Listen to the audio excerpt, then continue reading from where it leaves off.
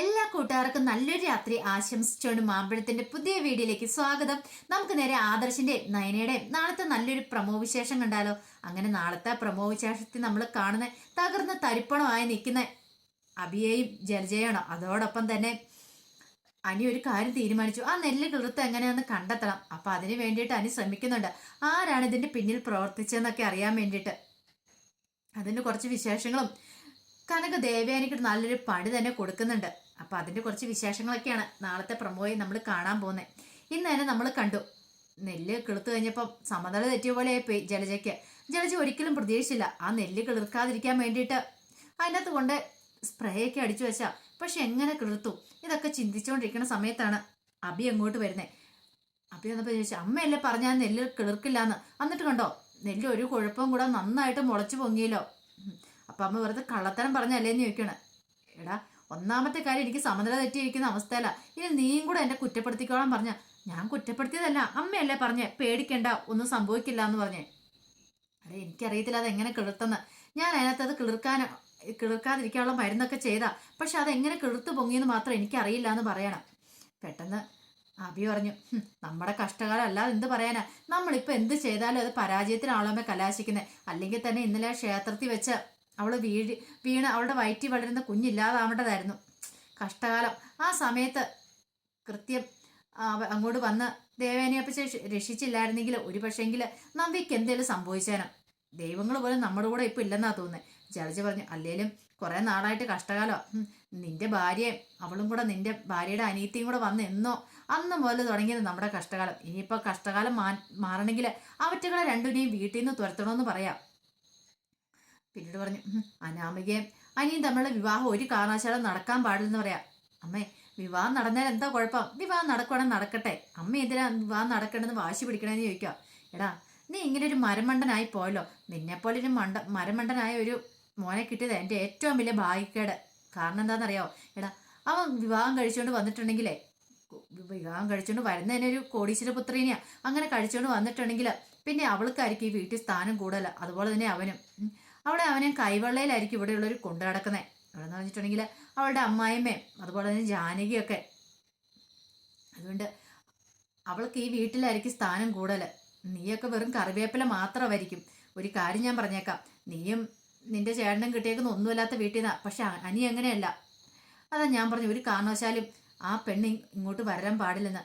എപ്പോഴും വരുന്ന നമ്മളെക്കാളും താന്ന ഒരു വീട്ടിൽ നിന്ന് ഏതൊരു പാവപ്പെട്ട പെണ്ണാണെങ്കിൽ കുഴപ്പമില്ല.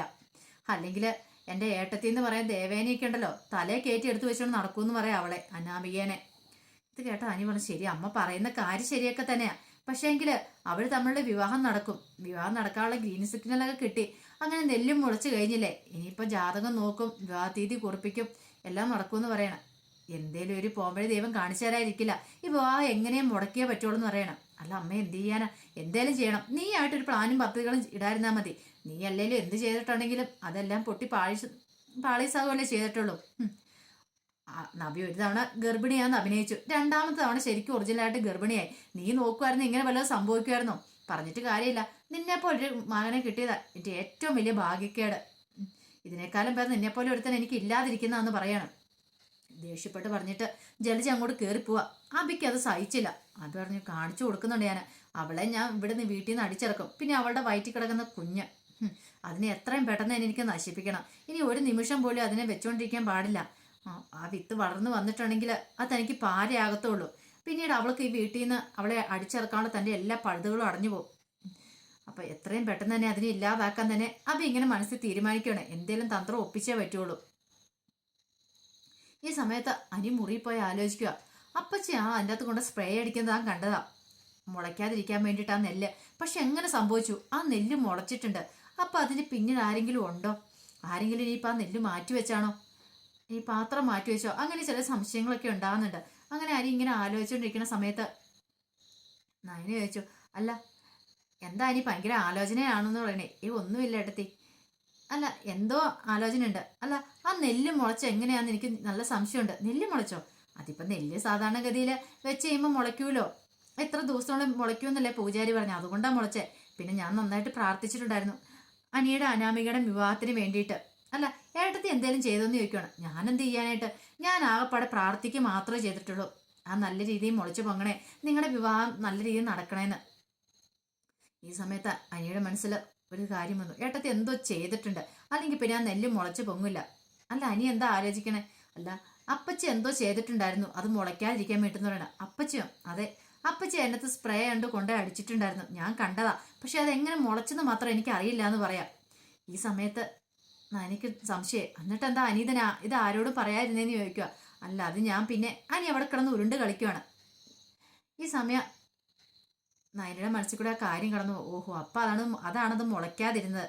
കാരണം അപ്പച്ചി അതിനകത്ത് കൊണ്ട് സ്പ്രേ എന്തോ അടിച്ചെന്നാ പറഞ്ഞു അത് മുളയ്ക്കാതിരിക്കാൻ വേണ്ടി. അപ്പം അപ്പച്ചിയായിരുന്നു അതിൻ്റെ പിന്നിൽ. കാരണം തലേദിവസം നയനെ അത് പോയി തുറന്നു നോക്കിയപ്പോൾ ഒന്നുപോലും മുളച്ചിട്ടില്ലായിരുന്നു. അപ്പം നയനെ എന്ത് ചെയ്യുക, ആ പൂജാരി പറഞ്ഞ് അന്ന് കൊണ്ടുപോയി ആ പാത്രത്തിനകത്ത് കൊണ്ടുപോയി ഇത് വിതറിയ സമയത്ത് തന്നെ, നെല്ല് വിതറിയ സമയത്ത് തന്നെ നയനെ വെറുതെ പുറത്തൊരു ചട്ടിക്കകത്ത് വെറുതെ ബാക്കി വന്ന നെല്ല് അതിനകത്ത് കൊണ്ട് ഇട്ട് വെച്ചിട്ടുണ്ടായിരുന്നു. പക്ഷെ അത് കൃത്യമായിട്ട് മുളച്ച് പൊങ്ങിയിട്ടുണ്ടായിരുന്നു. അങ്ങനെ അത് മുളയ്ക്കാതെ വന്നപ്പോൾ നയനെ ആ പാത്രം മാറ്റി വെക്കുക ചെയ്തേ. അങ്ങനെയാണ് പിറ്റേ ദിവസം എല്ലാവരും നോക്കി കഴിഞ്ഞപ്പോൾ അത് മുളച്ച് നിൽക്കുന്ന കണ്ടേ.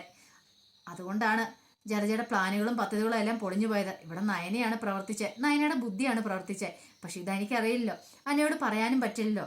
പെട്ടെന്ന് ഈ കാര്യങ്ങളൊക്കെ നയനയുടെ മനസ്സിൽ കൂടെ പോവാണ്. ചോദിച്ചു, ഏട്ടത്തി എന്താ ആലോചിക്കണേ? നിൽക്കി ഒന്നുമില്ല. അല്ല നിനക്കെന്താ ഈ കല്യാണത്തോട് താല്പര്യം ഇല്ലാത്ത പോലെ തോന്നുന്നുണ്ടല്ലോ എന്ന് പറയണേ. അതെന്താ ഏട്ടത്തി അങ്ങനെ പറഞ്ഞേ? അല്ല അപ്പച്ചി അതിനകത്ത് കൊണ്ട് സ്പ്രേ അടിക്കുന്ന കണ്ടിട്ട് നീ ആരോടും ഇതിനെക്കുറിച്ചൊന്നും പറഞ്ഞില്ല. കാരണം അത് മുളയ്ക്കാതിരിക്കുവാണെങ്കിൽ നല്ല കാര്യമാണെന്നൊരു ചിന്ത നിന്റെ മനസ്സിലുണ്ടായിരുന്ന പോലെ എനിക്ക് തോന്നി, അതുകൊണ്ട് ഞാൻ ചോദിച്ചാന്ന് പറയണേ. ഒന്നുമില്ല. ഇപ്പം എനിക്കൊരു കാര്യം മനസ്സിലായി. നിനക്ക് ഇപ്പോഴും അവളോട്ടുള്ള വിവാഹത്തിന് ഇഷ്ടമില്ലല്ലേ? നിന്റെ മനസ്സിൽ ഇപ്പോഴും ആ പെൺകുട്ടി അല്ലേന്ന് ചോദിക്കുവാണ്. എന്തിനാ അനിയൊന്നും മറുപടിയൊന്നും പറഞ്ഞില്ല. പിന്നീട് നായന പറഞ്ഞു, അനി ഇനിയിപ്പോൾ അധികം നാളുകൾ കാണത്തില്ല നിന്റെ വിവാഹത്തിന്. ഇനിയിപ്പം നീ ആ മനസ്സിൽ ആ പെൺകുട്ടീനെ വെച്ച് നടക്കണ്ട. ഇപ്പം പരിഹാരക്രിയകളെല്ലാം ചെയ്തു, നല്ല മംഗളപരമായിട്ട് കാര്യങ്ങളൊക്കെ മുന്നോട്ട് പോകുന്നുണ്ട്.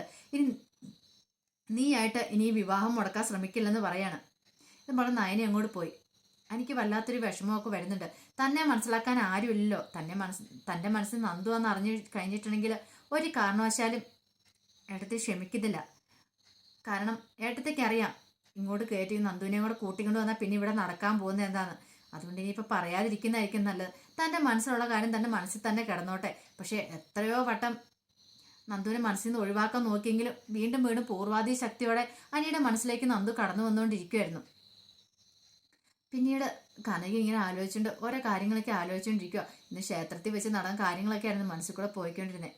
പാവം തന്നെ നയനമോള് ഈ കുടുംബത്തിലേക്ക് വന്നതിന് ശേഷം മുഴുവൻ അവൾക്ക് കഷ്ടപ്പാടുകൾ മാത്രമേ ഉള്ളൂ. ഇന്ന് വന്ന് കയറിയോ അന്ന് മുതലൊരു വേലക്കാരനെ പോലെ ഇവിടെ ജോലി ചെയ്തുകൊണ്ടിരിക്കണേ. പക്ഷെ അവൾക്കൊരു മടിയില്ല. എന്നാലോ അതിനുള്ള അംഗീകാരം അവളുടെ അമ്മായിമ്മയോ ഭർത്താവ് കൊടുക്കുന്ന പോലെയില്ല. ശരിക്കും പറഞ്ഞൊരു വേലക്കാരുടെ സ്ഥാനം തന്നെ അവൾക്ക് ഇപ്പോഴും ഉള്ളത്. ഇതിങ്ങനെ തുടർന്ന് മുന്നോട്ട് പോകാൻ പറ്റില്ല. ഇവിടുന്ന് പോകുന്നതിന് മുമ്പ് കാര്യങ്ങൾക്ക് എന്തെങ്കിലും ഒരു തീരുമാനമാക്കണം. അങ്ങനെ രണ്ടും കൽപ്പിച്ച് കനക നേരെ ദേവയാനിൻ്റെ അടുത്തേക്ക് ചെല്ലുവാണ്. ദേവയാനി ചെല്ലുമ്പോൾ ദേവയാനി പത്രമൊക്കെ നോക്കിക്കൊണ്ടിരിക്കുമായിരുന്നു. ദേവയാനി എന്നിട്ട് എനിക്കൊരു കാര്യം പറയാണെന്ന് പറയാം. അല്ല എന്ത് കാര്യം? അല്ല ഞാൻ മുമ്പേ പറഞ്ഞിട്ടില്ലായിരുന്നോ നയനമോളെ കുറിച്ച്? ഇപ്പം നയനമോളെ ഞാൻ വീട്ടിലേക്ക് കൊണ്ടുപോകാൻ തന്നെ തീരുമാനിച്ചു. ആഹാ, നല്ല കാര്യമാണല്ലോ. അല്ലെങ്കിൽ അവൾ ഇവിടെ ആരും പിടിച്ചു നിർത്തുന്നില്ല. നീക്ക് കൊണ്ടുപോകാൻ താല്പര്യമുണ്ടെങ്കിൽ നിങ്ങൾ പോകുമ്പോൾ കൊണ്ടുപോയിക്കോളാൻ പറയണ. പക്ഷെ വേറൊരു കാര്യം കൂടെ ഉണ്ട്. അതെന്താ കനകയെന്ന് ചോദിക്കുകയാണ്. കൊണ്ടുപോയിട്ടുണ്ട്. ഒരു പക്ഷേ മുത്തശ്ശി എന്തെങ്കിലും പ്രശ്നം ഉണ്ടാക്കിയിട്ടുണ്ടെങ്കിൽ ദേവേനെ അവരെ പറഞ്ഞ് നിർത്തിക്കണമെന്ന്. അതാണോ? അതൊന്നും പ്രശ്നമാക്കേണ്ട കാര്യമില്ല. ഒരു പക്ഷേ ഈ പേര് മുത്തശ്ശിയുടെ കാര്യം പറഞ്ഞിട്ടല്ലേ ഇനിയിപ്പം അവൾ ഇവിടെ പിടിച്ചു നിർത്താനായിട്ട് ശ്രമിക്കുന്നേ. ഒരു പക്ഷേ അച്ഛന് ചിലപ്പം അവൾ പോയിട്ടുണ്ട് സങ്കടം വരുമായിരിക്കും. ആദ്യം കുറച്ച് നാളത്തേക്ക് സങ്കടമൊന്നും കാണത്തുള്ളായിരിക്കും. പിന്നീട് അതൊക്കെ മാറിക്കോളും. ആ കാര്യം ഓർത്തിട്ട് കനക പേടിക്കണ്ട. ഇനിയിപ്പോൾ കനകയ്ക്ക് അത്രയ്ക്ക് കൊണ്ടായതാണ് കനക അങ്ങോട്ട് കൊണ്ടുപോകാൻ പറയാണ്. പെട്ടെന്ന് കനക പറഞ്ഞു, എനിക്ക് കൊണ്ടുപോകുന്നതൊന്നും കുഴപ്പമില്ല. പക്ഷേ കാര്യമുണ്ട്, അവൾ ഇവിടെ നിന്ന് പോയി കഴിയുമ്പോൾ നിങ്ങൾ അവളുടെ വില മനസ്സിലാക്കുള്ളൂ എന്ന് പറയാം. വിലയോ? പിന്നെ അവൾ ഇത്രയും കാലം ഇവിടെ ഉണ്ടായിട്ട് ഞങ്ങൾക്ക് എന്താ ചെയ്തു തന്നതെന്ന് ചോദിക്കുകയാണ്. പെട്ടെന്ന് കനയ്ക്ക് അങ്ങോട്ട് സങ്കടവും ദേഷ്യം വന്നു. ഓഹോ, അവളിവിടെ ഉണ്ടായിട്ടൊന്നും ചെയ്തു തന്നിട്ടില്ലല്ലേ? ഒരു ദിവസം അവൾ ഈ വീട്ടിൽ നിന്ന് മാറുമെന്ന് അറിയാം. അപ്പോഴേ നിങ്ങൾ അവളുടെ വില മനസ്സിലാക്കുകയുള്ളൂ. അവൾ ഇവിടെ ഇല്ലെങ്കിലും ഒന്നും സംഭവിക്കാൻ പോകുന്നില്ല. പതിവ് പോലെ കാര്യങ്ങളൊക്കെ മുന്നോട്ട് പോകും. ഈ സമയത്ത് കനക പറഞ്ഞു, അത് വെറും തോന്നല് മാത്രമാണ് ദേവേനയുടെ. ഒരു കാരണവശാലും അങ്ങനെ പോകത്തില്ല. എല്ലാവർക്കും ഇപ്പം എന്തിനും ഏതിനും അവളെ വേണം. ഒരു ദിവസം ഒരു 100 തവണയെങ്കിലും എല്ലാവരും അവളെ കണ്ടിന്യൂസ്ലി വിളിച്ചുകൊണ്ടിരിക്കും. എല്ലാവരുടെ ആവശ്യത്തിന് അവൾ വേണം മുന്നിട്ടിറങ്ങാനായിട്ട്. കുറച്ച് ദിവസം ഇവിടെ വന്നിന്ന് എനിക്കിത് മനസ്സിലാകുന്നുണ്ട്. പക്ഷേ ഇത്രയും കാലമായിട്ടും ദേവേനിക്കത് മനസ്സിലായില്ലെങ്കിൽ എൻ്റെ കുഴപ്പമില്ലെന്ന് പറയണം. ഓ, അപ്പം അങ്ങനെയാണോ? എന്തിനു വേദന നിങ്ങളുടെ മോള് വേണമല്ലേ? ഒരു കാര്യം ചെയ്യുക, നിങ്ങളുടെ മോളെ ഇന്ന് ഒരു ദിവസത്തേനും മുറിയിൽ നിന്ന് പുറത്തിറക്കണ്ട. ഇവിടെ എന്ത് സംഭവിക്കും ഞാനൊന്ന് നോക്കട്ടെ. എനിക്ക് മാനേജ് ചെയ്യാൻ പറ്റുമെന്ന് ഞാനൊന്ന് നോക്കട്ടെ. നിങ്ങളുടെ മോളില്ലേലും ഇവിടെ കാര്യങ്ങളൊക്കെ നല്ല ഭംഗിയായിട്ട്, നിങ്ങളുടെ മോള് നോക്കുന്നേക്കാളും ഭംഗിയായിട്ട് കാര്യങ്ങളൊക്കെ മുന്നോട്ട് പോകുന്നേ ഞാൻ കാണിച്ചു തരാമെന്ന് പറയാണ്. ഇത് കേട്ടപ്പോൾ കന പറഞ്ഞു, അന്ന് അത് കണ്ടിട്ട് തന്നെ കാര്യം എന്ന് പറയണം. അങ്ങനെ അവർ രണ്ടുപേരും കൂടി ഒരു ബെറ്റൊക്കെ വെക്കുന്നുണ്ട്. അപ്പോൾ അതിൻ്റെ വിശേഷങ്ങളൊക്കെയാണ് നാളെ കാണാൻ പോകുന്നത്. ആ വിശേഷങ്ങൾക്കായി നമുക്ക് എല്ലാവർക്കും കാത്തിരിക്കാം കേട്ടോ. ഒരിക്കൽ കൂടി എല്ലാവർക്കും നല്ലൊരു രാത്രി ആശംസിച്ചുകൊണ്ട് നിർത്തുന്നു. നന്ദി.